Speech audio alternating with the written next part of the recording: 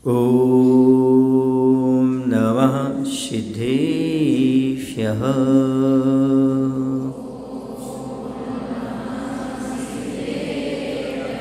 ॐ नमः सिद्धेभ्यः।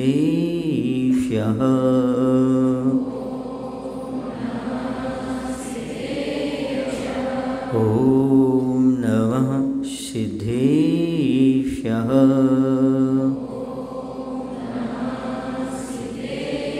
मंगलम भगवान वीरो मंगलम गौतमो गणी मंगलम कुंद कुंदार्यो जैन धर्मोस्तु मंगलम जैन धर्मोस्तु मंगलम। बोलिए अहिंसा परमो धर्म की, बोलिए 16 कारण महापर्व की, देवादेव श्री महावीर भगवान की, आचार्य गुरुदेव भगवान श्री विद्यासागर जी महाराज की, आचार्य समय सागर जी महाराज की।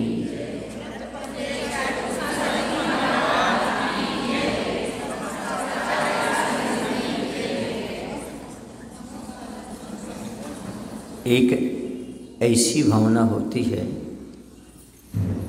जो जीव को सर्वोच्च पद पर स्थापित कर देती है, वह भी पुण्य प्रकृति हुआ करती है, जो कि स्वयं के कल्याण के साथ साथ असंख्य जीवों का कल्याण करती है। उसका नाम है तीर्थंकर प्रकृति। वह पुण्य रूप है। बाकी सारे के सारे कर्म जो हैं वह बनते हैं तो संसार का कारण होते हैं, लेकिन एक पुण्य प्रकृति ऐसा है, पुण्य फला अर्हंता, अर्थात अरहंत पद को प्रदान करता है। ये अपने आप में बहुत महत्वपूर्ण प्रकृति हुआ करती है। हम 16 कारण भावनाएं भाते हैं, उसका उद्देश्य ये नहीं है कि हम तीर्थंकर बने, हमारा कल्याण हो जाए। उद्देश्य कल्याण होने का है। तीर्थंकर बनकर के कल्याण करें ऐसा कोई नियम नहीं है। इच्छा नहीं है कि हम तीर्थंकर बने। इच्छा ये है कि भले तीर्थंकर का समोषण मिल जाए, हम मुनि बनकर के अपना कल्याण कर लें। लेकिन ये भावनाएं क्यों भाई जाती हैं? क्योंकि तीर्थंकर का गुणगान करने से, भगवान की भक्ति करने से ही हम भगवान बन सकते हैं। जब तक हम भगवान के स्वरूप को नहीं समझेंगे तब तक हमारा सम्यक्त नहीं होगा, और जब तक हम सम्यक दृष्टि नहीं बनेंगे तब तक भगवान बनने की शुरुआत नहीं होगी।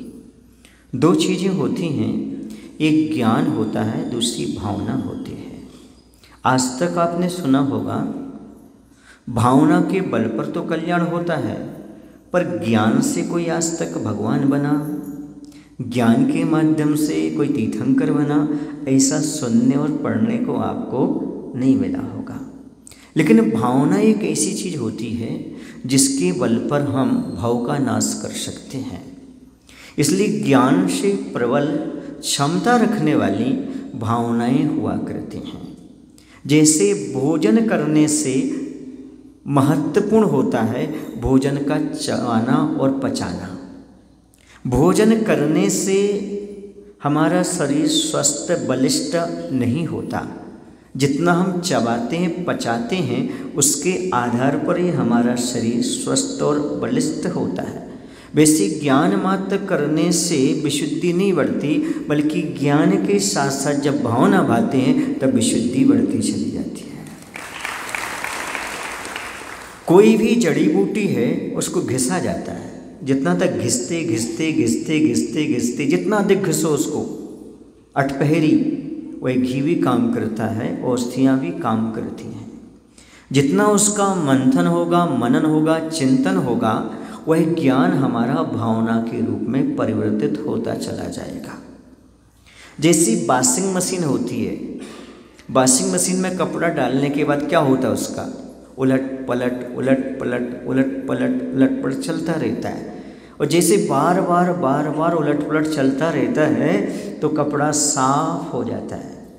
वैसे ही हम बार बार बार बार भावनाएं भाते हैं तो हमारी आत्मा पवित्र और निर्मल हो जाती है। अब यहाँ पर प्रश्न ये उठता है कि 16 कारण भावनाएं ही तीर्थंकरत्व को देने वाली क्यों हैं? तो ऐसा कोई नियम नहीं है कि जब 16 कारण भावनाएं हों तभी ही हमें मुक्ति का लाभ हो या तीर्थंकरत्व का लाभ हो। दर्शन विशुद्धि मुख्य है, बाकी कम बेसी भी हो सकती हैं, लेकिन उसमें मुख्यता है दर्शन विशुद्धि की। दर्शन विशुद्धि का अर्थ क्या है? आप पढ़ते आए होंगे, 25 मल दोषों से रहित होना सम्यक दर्शन, निर्दोष सम्यक दर्शन है। ये उसकी बात यहाँ नहीं कही जा रही है। ऐसा सम्मिश्रण बहुत से जीवों के होता है, सब कल्याणकारी होते हैं। फिर कौन सा? वह सम्यक चाहिए जिसकी विशुद्धि निरंतर बढ़ती चली जा रही हो। वो कैसे बढ़ती है? तो आचार्य कहते हैं कि सम्यक्त को वर्धन कराने वाली क्रिया दान और पूजा ऐसी है जो सम्यक्त को वर्धन कराने वाली, यानी सम्यक दर्शन की वृद्धि में सहयोगी है। यदि आप दान देते हैं, पूजन करते हैं, तो सम्यक दर्शन को बढ़ाने वाली क्रिया है। शुभ क्रिया होते हुए भी आत्मा की विशुद्धि में सहयोगी होने से गृहस्थ को मुख्य कर्तव्य में दान और पूजा को रखा गया है। उसके माध्यम से गृहस्थ की विशुद्धि बढ़ती है। आचार्य पूज्यपाद स्वामी चैत्र भक्ति में लिखते हैं, कीर्तिश्यामि चैत्यानि यथा बुद्धि विशुद्धये। जिन चैत्यों की अर्थात जिन प्रतिमाओं की वंदना करता हूँ, उनका कीर्तन करता हूँ अपनी बुद्धि के अनुसार विशुद्धि के लिए। भगवान की वंदना करने से, पूजन करने से, गुणानुराग करने से हमारी दर्शन की विशुद्धि बढ़ती है, अर्थात हमारा दर्शन और प्योर होता चला जाता है। सोना तो सोना है, लेकिन सौटंच सोना करना है, इसको और विशुद्ध करना है, और तपा करके उसके लिए और विशुद्ध करना है। तो बार बार जब पूजन करते हैं, बार बार हम भगवान का दर्शन करते हैं, तीर्थ की यात्रा करते हैं, ये सब हमारी विशुद्धि में कारण होते हैं। और भी लिखा है, प्रतिमा कलमश शांति अभिवंदे। हे भगवान, जिन प्रतिमाओं की वंदना करने से पापों की शांति होती है। समझ आ रहा है? हमारे अंदर अशुद्धि क्यों है? पापों के कारण। और जब पाप शांत होंगे तो अपने आप विशुद्धि बढ़ती चली जाएगी। जो आपने पूजन किया, दर्शन किया, जो आपके अंदर गदगद भाव हुए, उसी का नाम विशुद्धि कहलाता है। ये आपकी श्रद्धा को और प्रगाढ़ बनाते जाते हैं।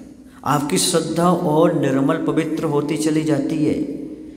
जो साधु विहार करते जाते हैं, जगह जगह पर जिन चैत्यालय मंदिर मिलते हैं, उनके दर्शन करने से और विशुद्धि बढ़ती चली जाती है। आप नवीन नवीन मंदिरों के दर्शन करते हैं, जब कभी किसी मंदिर का दर्शन नहीं किया, वहाँ जाके दर्शन करोगे तो आपकी और विशुद्धि बढ़ेगी। और मैं कहता हूँ, कर्नाटक छोड़कर तमिलनाडु जाओ, वहाँ के मंदिरों के दर्शन करोगे, आपकी और विशुद्धि बढ़ती चली जाएगी, क्योंकि आपने कभी उनके दर्शन किए नहीं।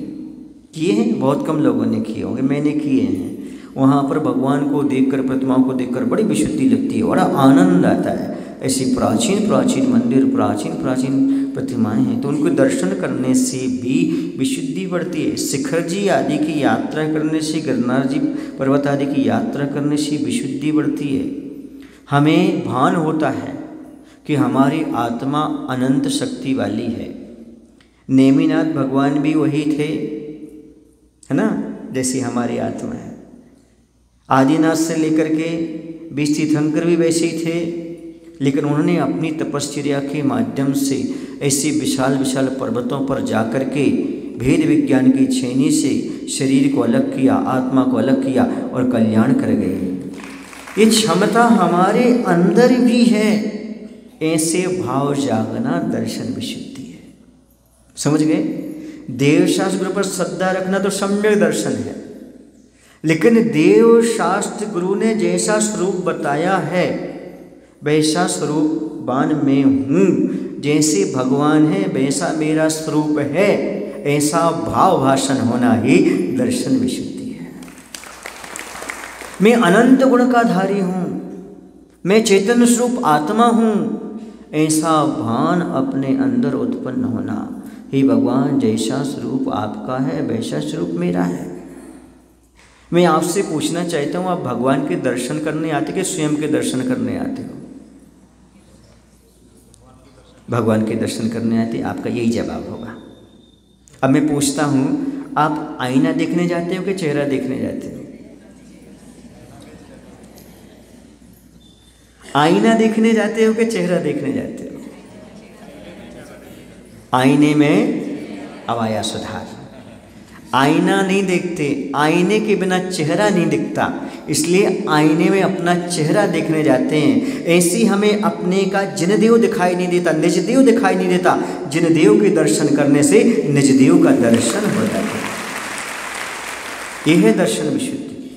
भगवान का दर्शन करते हुए हमारे अंदर भी ऐसी क्षमता है, ऐसी भगवान आत्मा हम भी हैं, ऐसा अपने आप को महसूस करना। अब आप गवासन से नमस्कार करके दिखाओ। तो अमित, गवासन से नमस्कार करके दिखाओ। चलो तुम करके दिखाओ भाई सुनील। ऐसा अभी बताओ, भगवान कहाँ है? आपका सर कहाँ जा रहा है? कहाँ? नीचे नहीं, अपनी ओर आ रहा है। कहाँ आ रहा है? अपनी ओर। जैसे देख रहे दर्पण में, दिख क्या रहा है? चेहरा। वैसे भगवान का दर्शन करते हुए सिर नीचे झुकाओ, आपका स्वयं का अंदर बैठा भगवान का दर्शन हो जाता है। ये है दर्शन विशुद्धि का मायना। ये है अंदर की विशुद्धि को समझना। हमारे पास ऐसी क्षमता विद्यमान है। भगवान तो मात्र निमित्त हैं, दर्पण तो मात्र निमित्त है। दर्पण के माध्यम से हम अपना चेहरा देखते हैं। कहने में आता है कि मैं दर्पण देख रहा हूँ, ऐसी भगवान के दर्शन को निमित्त बनाकर हम अपने अंदर के देवता के दर्शन करते हैं। अब जब हमारे अंदर इतना अच्छा आत्म तत्व है, इतनी क्षमता हमारे अंदर है, तो अपने आप विशुद्धि बढ़ती है। अरे ऐसा स्वरूप मेरा भी है, जैसा भगवान का स्वरूप है। अभी तक मैं अज्ञानी था। 10 मिनट भगवान के सामने बैठ कर के चिंतन करो, भगवान जैसा स्वरूप आपका है वैसा स्वरूप मैं हूँ। देखो आपकी कैसी विशुद्धि बढ़ती है, कैसा आनंद आता है। हे भगवान, आप जैसी शक्ति मेरे अंदर है, ऐसा भाव आएगा, आपके अंदर स्फूर्ति और पराक्रम अपने आप पैदा हो जाएगा। अरे मैं कायर बना हुआ हूँ, मैं शरीर को ही सब कुछ मान करके बैठा हूँ, ये अनात्म में आत्म बुद्धि रख करके चल रहा हूँ, मैं तो कुछ और ही हूँ। मेरा स्वरूप तो भगवान जैसा है। भले वर्तमान में हमारे व्यवहार से परिणति कैसी हो, लेकिन प्रत्येक जीव में परमात्मा बनने की क्षमता है। उस जीव में मेरा भी एक नंबर है। ऐसा भाव, ऐसा आना, जब हमें आत्म तत्व पर श्रद्धान हो जाएगा, देव शास्त्र गुरु के साथ साथ आत्म तत्व पर जब श्रद्धान हो जाएगा, तो ध्यान रखो प्रत्येक जीव में आत्म तत्व दिखने लगेगा। अभी भगवान में वो क्षमता दिख रही है, तो प्रत्येक भगवान का आप आदर करते हो, क्योंकि प्रत्येक भगवान में वो क्षमता है। अब एक बार प्रत्येक आत्मा में वो क्षमता ज्ञात कर लो कि जैसी क्षमता भगवान में वैसी क्षमता मेरे में, जैसी क्षमता मेरे में प्रत्येक जीव में है, और जैसी भाव आएंगे सबके कल्याण की भावना अपने आप उत्पन्न हो जाएगी। और सबके कल्याण की जहाँ भावना आएगी, यही आपके लिए तीर्थंकृत के सोपान में कारण बनेगी। मेरा भी कल्याण हो भगवान, और सब जीवों का कल्याण हो भगवान। जैसा मैं अपने आत्म तत्व को जान रहा हूँ, वैसे सृष्टि के प्रत्येक प्राणी अपने आत्म तत्व को जान सकें, पहचान सकें। जैसे मैं विशुद्धि बढ़ाने के भाव कर रहा हूँ, ऐसा प्रत्येक जो विशुद्धि बढ़ा करके उस आत्मा को प्रकट कर ले, फिर देखो कैसा आनंद आता है। आप में स्फूर्ति आई कि नहीं आई? थोड़ी सी। आप भगवान आत्मा हो कि नहीं? बिल्कुल। अपने आप को स्वीकार करो, मैं होनहार भगवान हूँ। कौन सा भगवान हूँ? क्योंकि यदि भव्य हूँ तो नियम से एक दिन मैं भगवान बनूंगा। इसलिए होनहार भगवान की ओर देखो। अब देखो भगवान के अंदर कैसी विशुद्धि है, अब मेरे अंदर वैसी विशुद्धि कब आएगी? सोचो। जब पुत्र मित्र कलत्र इन सब से हमारा मोह दूर होगा, ये घर मेरा, ये पुत्र मेरा, ये परिवार मेरा, ये तो अनात्म बुद्धि है। मेरा ज्ञान दर्शन के अलावा कुछ भी नहीं है। ये जब भाव अंदर जागृत होता है तब विशुद्धि अपने आप प्रकट होने लगती है। ये सब बाह्य हैं, व्यवहार निभाने के लिए, घर परिवार चलाने के लिए मात्र इनके प्रति भावना है। लेकिन याद रखो, परिवार का प्रत्येक सदस्य भी भगवान बनने की क्षमता रखता है। और जैसी मैं भगवान की सेवा करता हूँ वैसे परिवार के प्रत्येक सदस्य की सेवा करूँ, ये भावना अपने आप पैदा हो जाती है। फिर अपने आप दर्शन विशुद्धि आती है। अभी आप अपने को बड़ा मानते हो, दूसरे को छोटा मानते हो, उसको गरीब मानते हो, उसको अमीर मानते हो। ये भावना जहाँ रहेगी ये भगवत सत्ता पैदा नहीं कर सकती। नहीं, प्रत्येक आत्मा में वही तत्व विराजमान है जितना हमारी आत्मा में तत्व विराजमान है। समझ रहे? अंजन चोर भी उसी भाव से निरंजन बन सकता है। जो कभी मंदिर नहीं आया वो 16 कर्ण के व्रत में बैठ सकता है। ये क्षमता किसके अंदर है? तुम्हारे अंदर है। प्रकट करो इसके अंदर की भावना। ये आत्म तत्व में क्षमता है, शक्ति है, दबी हुई है, उसको प्रकट करना है। ऐसी विशुद्ध भाव आना चाहिए। मैं निज देव के दर्शन कब करूँगा, मैं आत्म तत्व का भाव भाषण कैसे करूँगा, ऐसा सोचो, ऐसा विचार करो, मन में निर्मलता लाओ। ऐसी मन में निर्मलता कब आएगी? जब कषायों में मंदता आएगी। जब कषायों में मंदता आएगी तो प्रशम भाव प्रकट होगा। सम्यक्त का एक पाया है प्रशम भाव। कषायों की मंदता हो जाना, क्रोध मान माया लोभ पर कंट्रोल करना।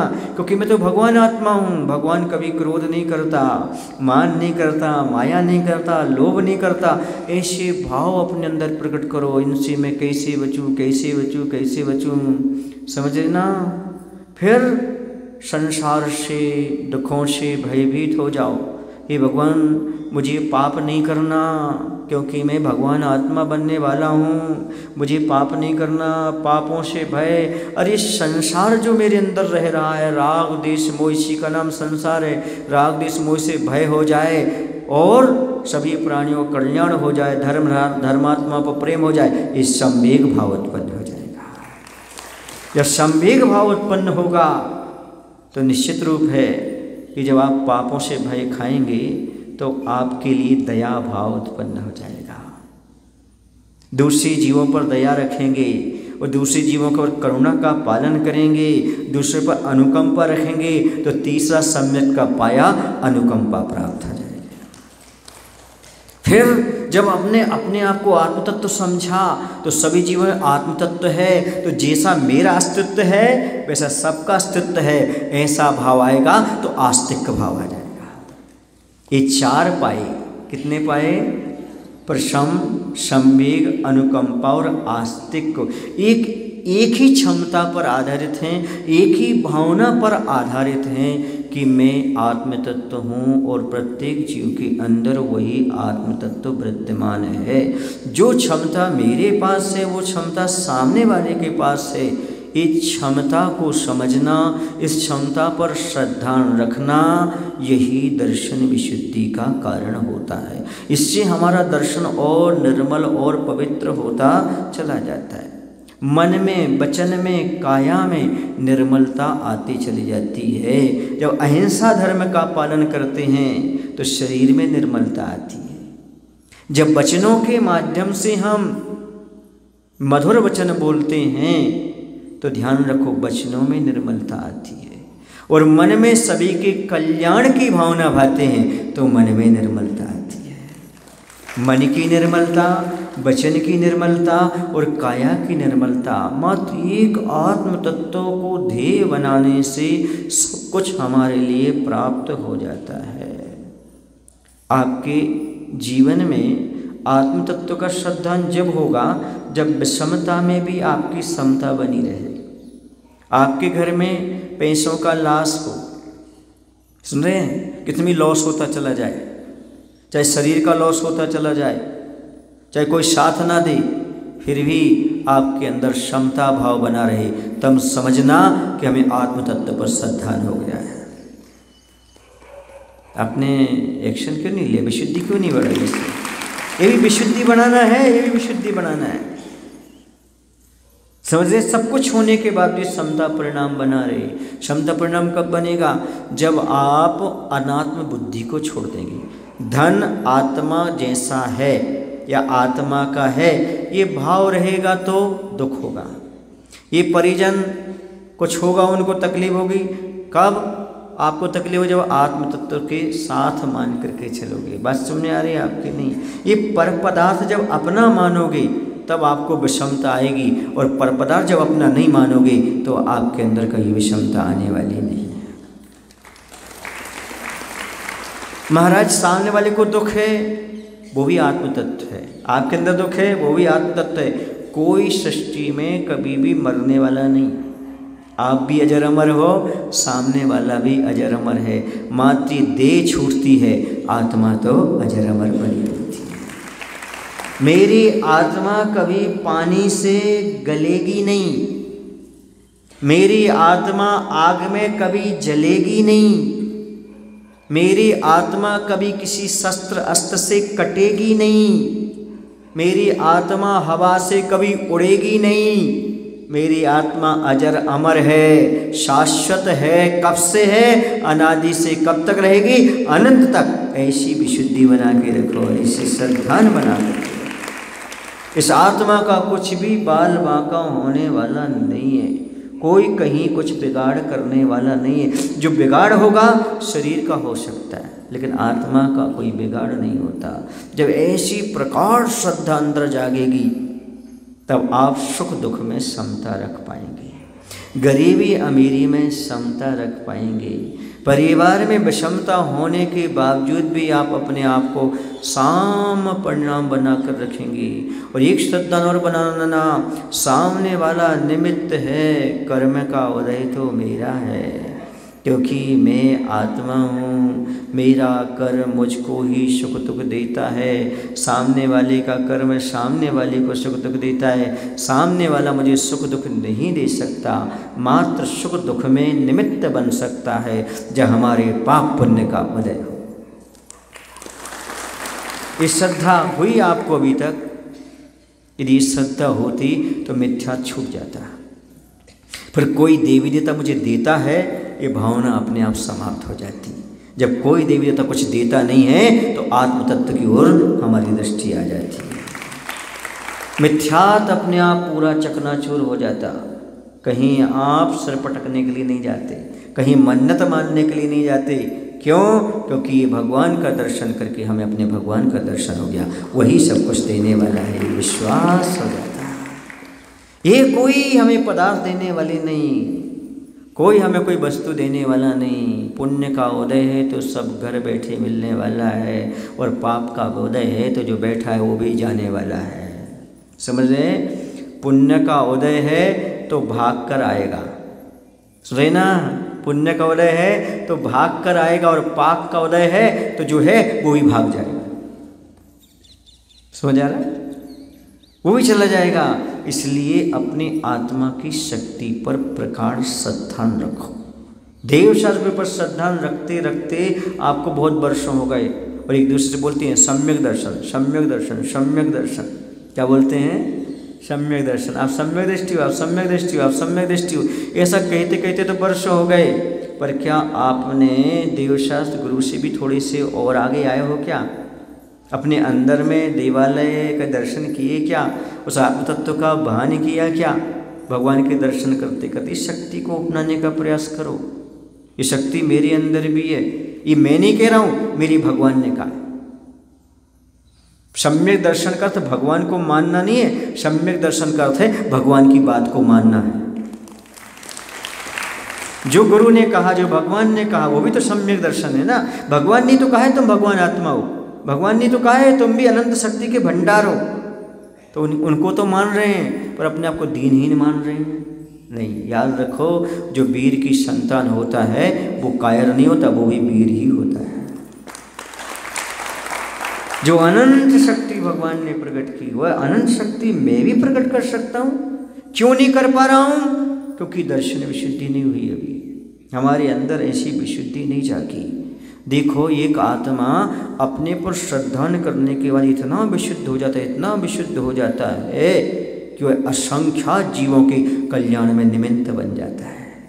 जब एक जीव असंख्यात जीवों के कल्याण में निमित्त बन सकता है तो मैं क्या स्वयं अपने कल्याण में निमित्त नहीं बन सकता हूँ? अवश्य बन सकता हूँ। ये शक्ति आज ही जगाओ, आज ही जगाओ ये शक्ति। वही भी आत्मा थी जो आदिनाथ की थी, वही भी आत्मा थी जो महावीर की थी, वही भी आत्मा थी जो हनुमान जी की थी, वही भी आत्मा थी जो रामचंद्र जी की थी। उन सब ने अपने अंदर आत्म तत्व को जाना, पहचाना, उस शक्ति के बल पर वीतरागता को अपना करके मुक्ति का लाभ ले लिया, सबके आराध्य और पूज्य बन गए। वह क्षमता हमारे अंदर भी है, उस क्षमता को जागृत करने का प्रयास करो। उस क्षमता कब आएगी? जब हम भगवान का दर्शन करते करते उनकी शक्ति को अपने अंदर आत्मसात करेंगे। याद रखो, मैंने आज जैसे ध्यान कराया था वैसे ध्यान करो, जैसे भगवान का स्वरूप है, मेरा स्वरूप है। देखना आपके अंदर वैसा पराक्रम उत्पन्न होने लगेगा, वैसी शक्ति अपने अंदर आने लगेगी। जैसा जैसा विचार करते जाओगे, भावना भाते जाओगे, वैसा वैसा परिणाम सामने आपको दिखने लगेगा। जैसी भावना आपके मस्तिष्क में रहेगी। जब कभी आप भूत प्रेत आदि की कहानियाँ सुन करके पढ़ करके अंधेरे कक्ष में जाते हो या टीवी सीरियल देख करके, तो कपड़ा भी आपको भूत जैसा दिखाई देने लगता है ना। इसी प्रकार से भगवान के दर्शन करते करते जैसे आप भाव भाषण करोगे, मैं भी भगवान स्वरूप हूँ, भगवान आत्मा हूँ, तो एक दिन आपको ऐसा श्रद्धान हो जाएगा, मैं भी भगवान स्वरूप हूँ। वह आपकी क्षमता और शक्ति आपके अंदर प्रकट होने लगेगी। वह क्षमता आपके अंदर है, विद्यमान है, उसे प्रकट करो। जब तक आग धूल से, राख से ढकी रहती है तब तक उसका तेज समझ में नहीं आता। जैसी उसकी राख अलग हो जाती है तेज समझ में आ जाता है। हमारे पास भी ऐसे राख ढटी हुई है, उस राख को अलग करो, वह तेज तुम्हारे अंदर भी प्रकट होने वाला है जो अनंत परमात्मा ने प्रकट किया है। ऐसे अंदर से भाव होना चाहिए, अंदर से लगना चाहिए कि वास्तव में बहुत महत्वपूर्ण चीज़ है। और जब अपने कल्याण की भावना आएगी तो 100 पर की कल्याण की भावना आएगी।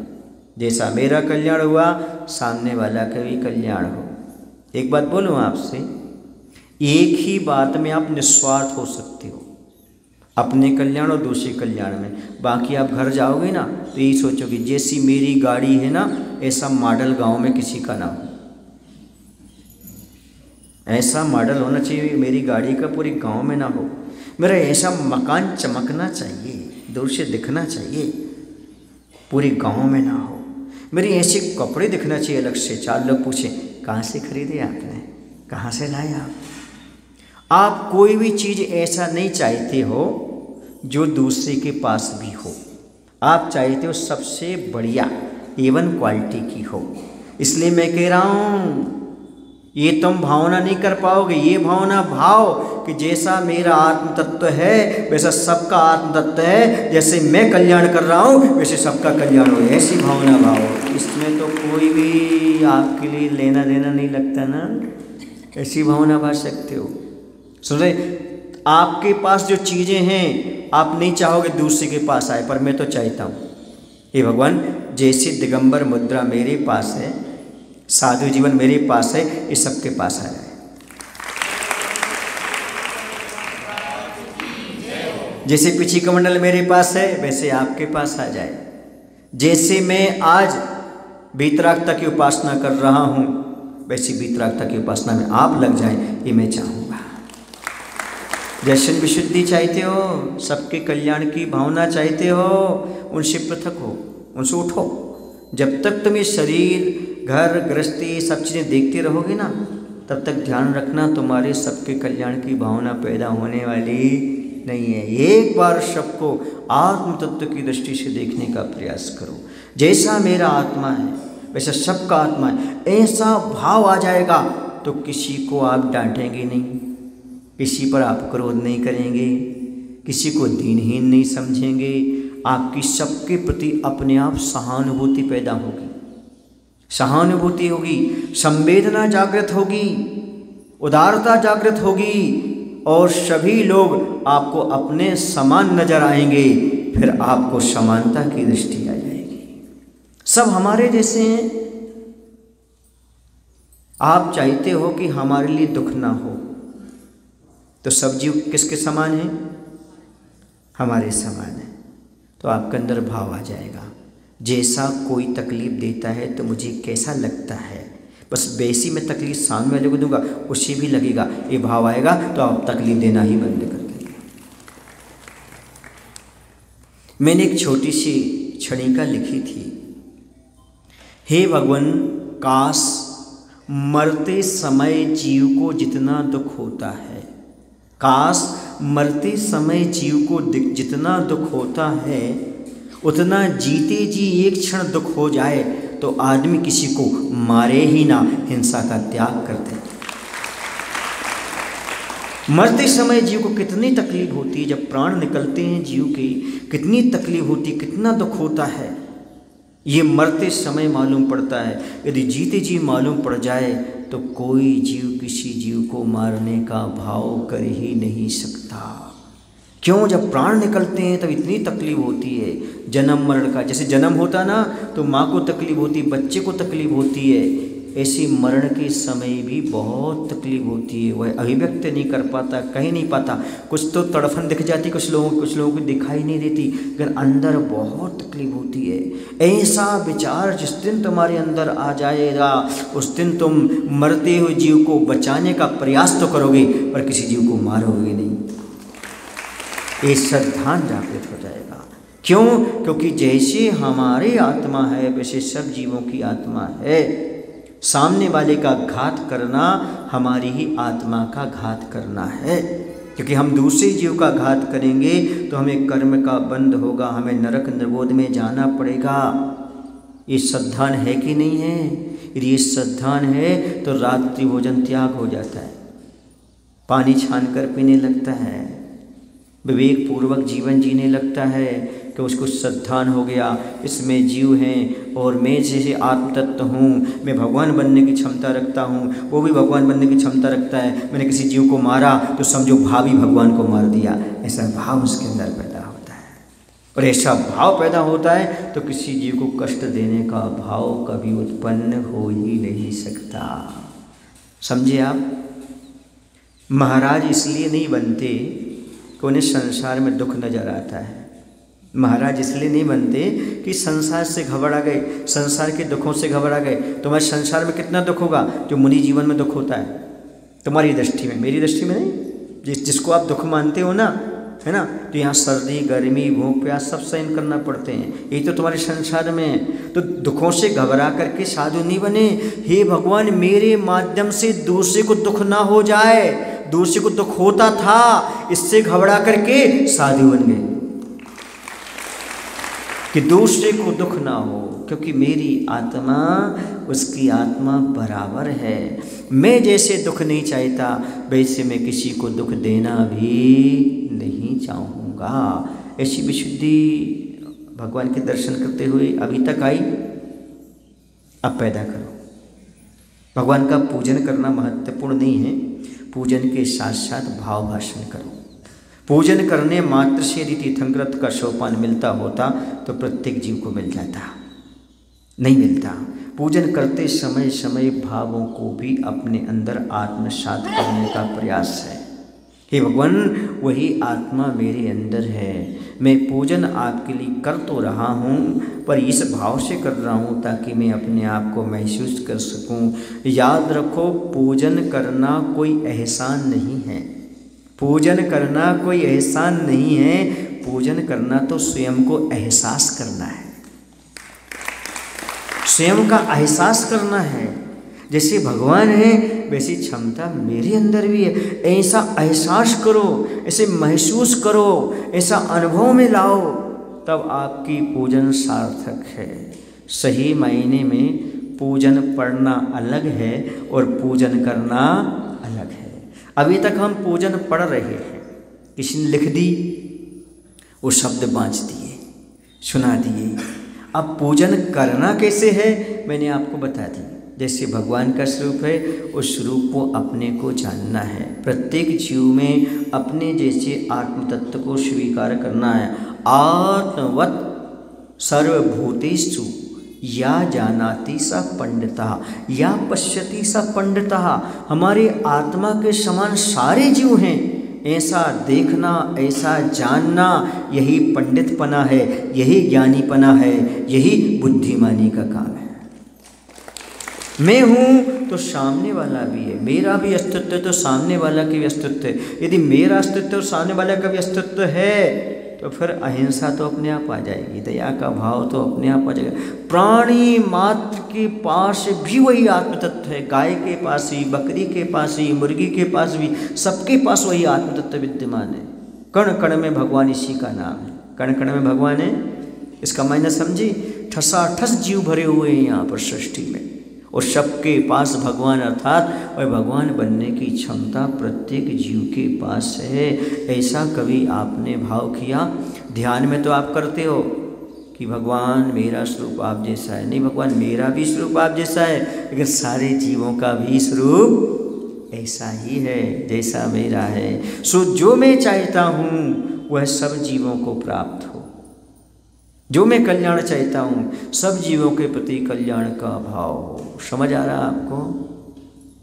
ऐसे तीर्थंकर पूर्व पर्याय में भावना भाते हैं कि मेरा भी कल्याण हो, सब जीवों का कल्याण हो, जैसे मेरी आत्मा है, जैसे प्रत्येक जीव की आत्मा है। ऐसी बार बार भावना भाव। भावना का अर्थ क्या होता है? एक बार नहीं सोचो, बार बार सोचो। मोहर मोहर अनुचिंतनम यदि अनुपेक्षा, बार बार चिंतन करो, बार बार किसी विषय का अनुशीलन करना, अभ्यास करना, उसका नाम भावना होता है, पढ़ने का नाम नहीं होता है।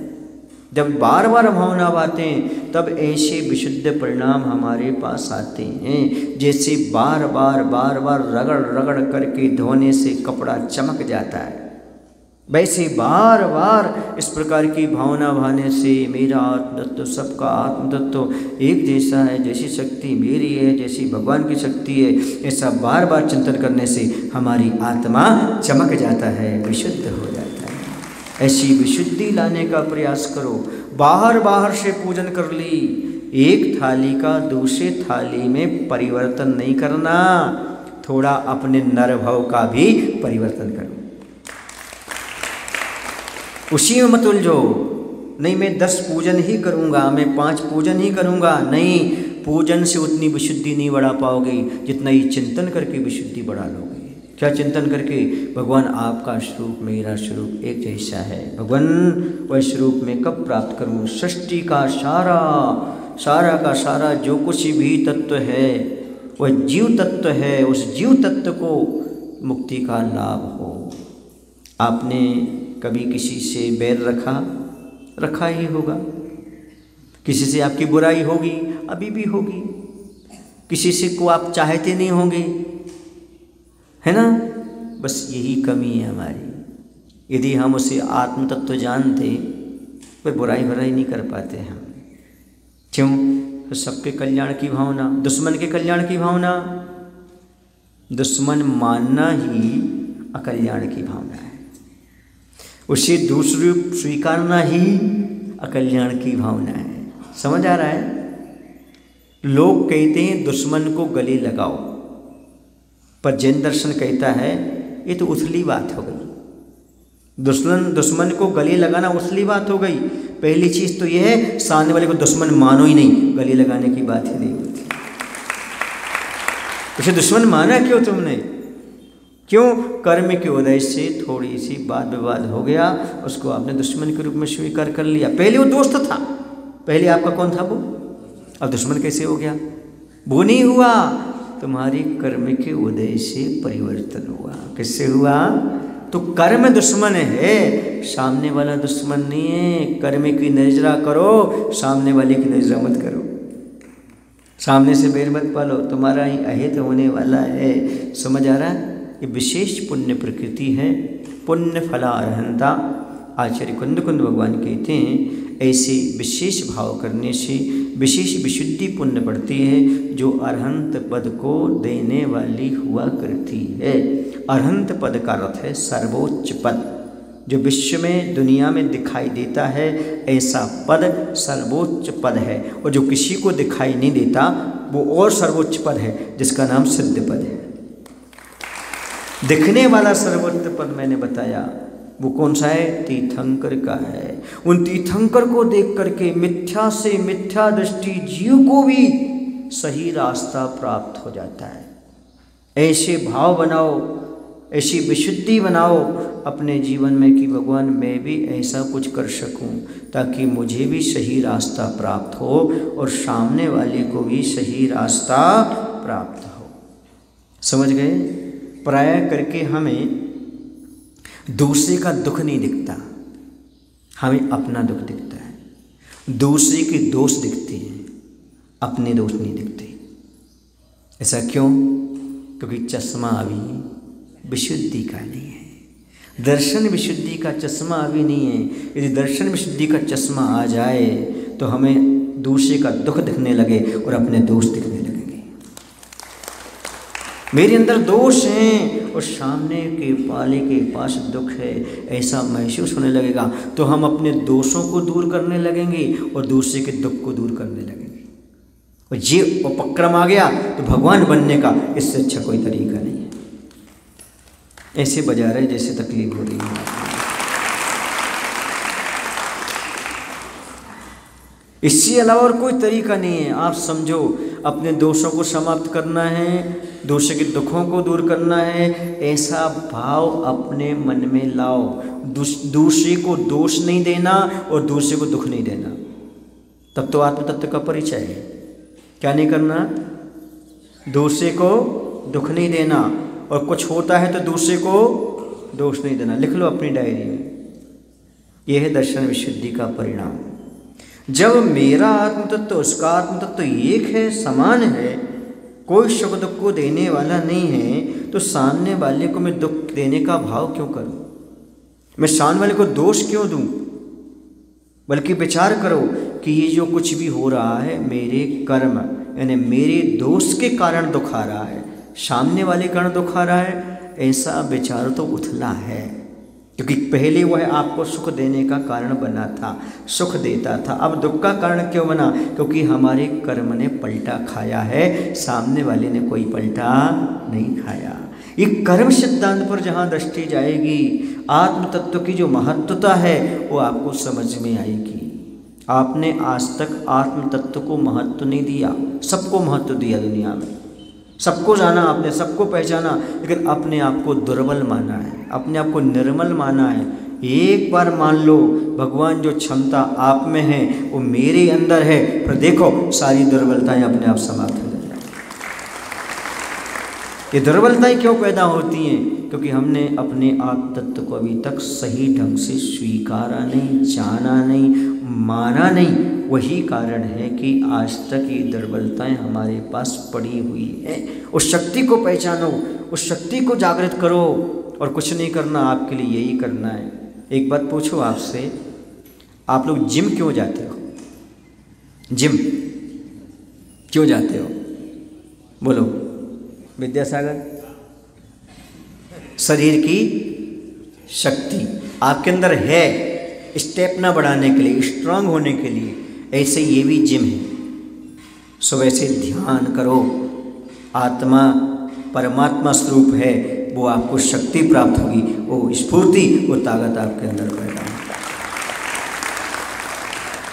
वो शक्ति शरीर की है, उससे दूसरे को बाधा पहुंच सकती है, लेकिन ये शक्ति जो मिलेगी यहाँ पर ध्यान के माध्यम से, ये शक्ति वो है जो दूसरे की बाधा को दूर करेगी और अपने भी बाधा को दूर करेगी। एनर्जी है। पूजन के माध्यम से जो आप शक्ति ले रहे हो, ध्यान के माध्यम से जो शक्ति ले रहे हो, वो आत्मा की शक्ति है। और आत्मा की शक्ति जब बढ़ती है तो शरीर में अपने आप शक्ति आ जाती है। आत्मा की शक्ति इतनी बड़ी तीर्थंकर बने। सुनना अच्छी तरह से, आप कितने लोगों को हिला सकते हो पहलवान बन के?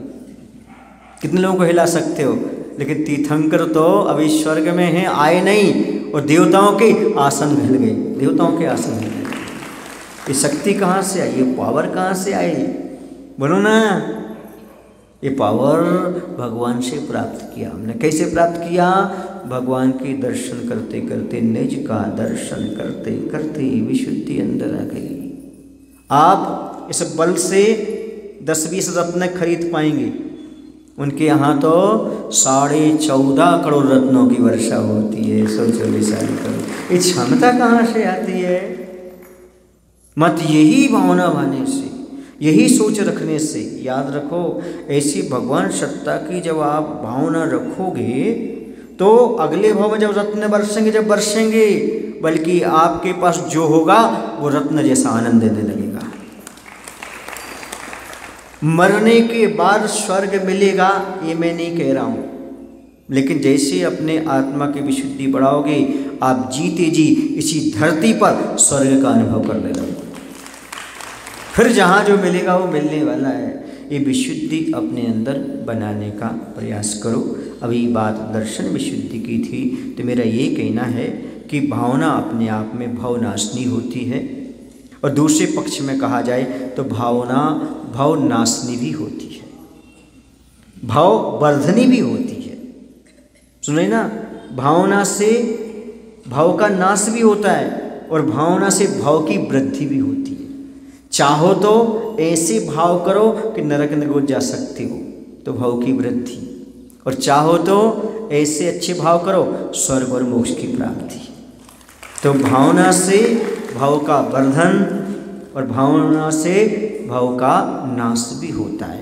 ये हमारी भावनाओं पर ही डिपेंड करता है। पाषाण, भावना पाषाण को, ये भगवान दिख रहे ना, पाषाण, ये भगवान कैसे बन गए।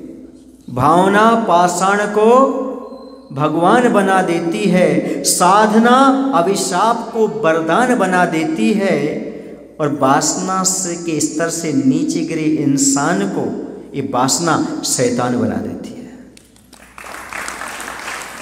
एक भावना ने भगवान बनाया पाषाण को, एक साधना ने अभिशाप को वरदान बनाया, और वही वासना में ढल गई तो वह शैतान बन गया। ये है भावनाओं का उतार और चढ़ाव। इसलिए भावनाओं को हमेशा उत्तरोत्तर बढ़ा करके चलें। कुछ लोग कहते आपके तो भाव बढ़ गए, कहना मैं भाव बढ़ा के ही चल रहा हूँ। क्या चल रहा हूँ? और जब से मैं गुरु के पास आया हूँ, भगवान के पास आया हूँ, मेरे भाव घटे नहीं, मेरे भाव तो बढ़ ही रहे हैं, और उत्तरोत्तर मेरे भाव बढ़ते चले जाएंगे, और एक दिन ऐसे भाव बढ़ जाएंगे, एक दिन हम स्वयं भगवान बन जाएंगे। ऐसे भाव अंदर पैदा करो कि हे भगवान मैं भी कैसे अपने आप को करूं, क्योंकि ये भावना आप चौथे गुण स्थान में भी भा सकते। याद रखना, जब भी तीर्थंकर प्रकृति का बंध होगा तो सम्यक दर्शन पूर्वक ही होगा, सम्यक दर्शन के अभाव में नहीं। ये 16 कारण भावनाएं में दर्शन विशुद्धि पहले रखी है, क्योंकि बाकी भावनाएं तब काम में आएंगी जब आपके पास दर्शन की विशुद्धि होगी। प्रथम सीढ़ी के बिना और कोई सीढ़ियाँ आपको उपलब्ध नहीं हो सकती। लिफ्ट भी होगी तो पैर तो रखनी पड़ेगा, प्रथम तो रखनी पड़ेगा आपको, उसके बिना कैसे। इसलिए आपको महल पर जाना है तो लिफ्ट में जाओ, पर पहली सीढ़ी पूरी करो, पूरी सीढ़ी तो करनी ही पड़ेगी। ऐसे दर्शन विशुद्धि के बिना आपको ये प्राप्त होने वाला नहीं है। जैसे हम तीर्थंकर की स्तुति करते हैं वचनों से, मन से उनके गुण का ख्याल करते हैं, और हम क्रिया से उनकी पूजन करते हैं, तो विशुद्धि बढ़ती, उत्तरोत्तर विशुद्धि बढ़ती चली जाती है हमारे अंदर, और ये भाव वासन होता है। ऐसी हमारे पास भी क्षमता है। तो चौथे गुण स्थान से 8वें गुण स्थान तक क्या होता है? तीर्थंकर प्रकृति का बंध होता है। सावक भी कर सकता है, मुनि भी करते हैं, मुनि तो कर ही सकते हैं, लेकिन सम्यक दर्शन होना चाहिए। केवली सुत केवली के पाद मूल में ही करते हैं। आज वर्तमान में यहाँ से जहाँ आप हैं वहाँ से तीर्थंकर प्रकृति का बंध नहीं किया जा सकता। सुन रहे ना? और तीर्थंकर के प्रकृति का बंध पुरुष ही करता है। पर महाराज हम लोग क्यों करें? आपने देखा है यहाँ परंपरा महिलाओं की ज़्यादा है 16 कारण की भावना रहती। क्यों? क्योंकि अगले भाव में मनुष्य बन करके हम ताकि वह भावना कर सकें। मनुष्यो पुरुषो चेतो, वो अभी चाह रहे कि हम मनुष्य बन जाएं। आप तो मनुष्य बन चुके हो, आपको तो और अच्छे से 16 कारण व्रत संपन्न करना चाहिए। आप तो एक सोपान आगे आ गए, वरना फिर लौटना हो जाएगा। समझ में आ रहा है ना? ये बेचारे सोच रहे हैं कि हम कब यहाँ आए, इसलिए इतने सारे लोग, इतनी भीड़ दिख रही है। ये कम क्यों दिख रहे हैं? ये लौटना चाहते हैं क्या? नहीं, सोचो पुरुषों को भी अच्छी तरह से 16 कारण व्रत संपन्न करना चाहिए। इनको मालूम है मनुष्य पर्याय कितनी दुर्लभ है, तुम्हें नहीं है मालूम लगता है? नहीं, यहाँ जितने बैठे उनको तो मालूम है, जो नहीं आए उनकी बात कह रहा हूँ। उनसे कहो कि देखो महाराज ने बताया है तुम्हारे पास भी वो क्षमता है, जो क्षमता भगवान के पास भी है, रहेगी, उसे उद्घाटित करने का प्रयास करो। समझ गए आप लोग? सम्यक दर्शन के साथ ही कुछ प्रकृतियां बनती हैं। आत्मचिंतन करते हुए विषयों के चिंतन से पृथक होना, आत्मचिंतन करना, यह सम्यक के साथ दर्शन विशुद्धि बनती है। तब जाकर के ऐसी सर्वोत्कृष्ट हमारे लिए तीर्थंकर प्रकृति बनती है। ऐसा नहीं, पूजन करने के साथ साथ विषयों को भी त्याग करो। पंचेंद्र की विषयों से भी मन हटाओ, कषायों से मन को हटाओ, तब विशुद्धि बढ़ेगी। आप सोच रहे हैं मात्र पूजन करने से विशुद्धि बढ़ जाएगी, मैं तीर्थंकर बनूंगा। 16 कारण भाय तीर्थंकर जीवै, हर से इंद्र अपार मेरु पर ले गए। तो ये पढ़ना मात्र नहीं, बल्कि हमें कषाय मंद करना है। जब तक कषाय मंद नहीं होगी तब तक दूसरा जीव अपने जैसा दिखाई दे ही नहीं सकता। जब तक विषयों से नहीं बचोगे तब तक आपके लिए ये दुनिया विषम नजर नहीं आएगी और अपनी आत्मा सम, भगवान सम नजर नहीं आएगी। इसलिए विषय कषायों से ऊपर उठना भी दर्शन विशुद्धि में कारण है। भगवान की पूजा करना तो है ही, लेकिन विषय कषायों से ऊपर उठना भी दर्शन विशुद्धि में कारण बनता है। इसलिए कषायों से, विषयों से जितना हो उतना ऊपर उठने का प्रयास करो। भगवान की पूजन की सार्थकता तभी है जहाँ हम क्रोध, मान, माया, लोभ जैसे दुर्गुणों से बच सकें, पंचेंद्रिय के विषय भोगों से थोड़ा ऊपर उठ करके आत्म तत्व का भान कर सकें। ऐसे तीर्थंकरों को याद करते हुए हम अपनी वाणी को विराम देते हैं। बोले 24 तीर्थंकर भगवान की जय। आचार्य गुरुदेव भगवान श्री विद्यासागर जी महाराज की।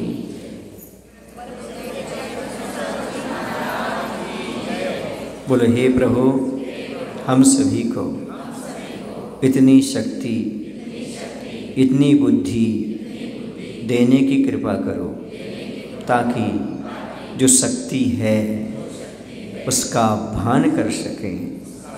प्रत्येक जीव में हमारे जैसा आत्म तत्व है, उसे हम पहचान सकें, ऐसी दृष्टि दो। नमो शिवाय।